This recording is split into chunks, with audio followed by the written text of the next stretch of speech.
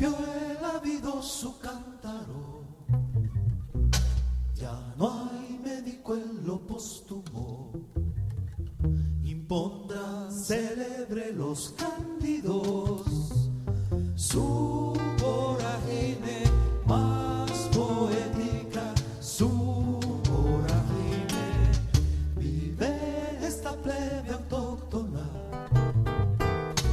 como un desolado páramo, viéndose tan mísera y decrépita, sin un santo fiel en la cúspide, sin un santo fiel, sufriendo leyes maléficas. No hay más que subir los ánimos al compás de un danzar telúrico, al cielo gritar nuestros cánticos, al cielo gritar.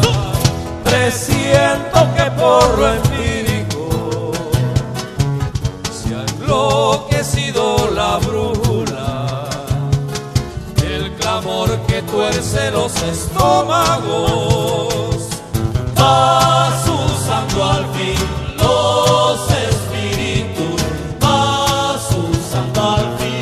Cándido, libera tu rabia, Cándido, tu vieja ternura, úsala para revertir tu lóbrega vida de Lázaro.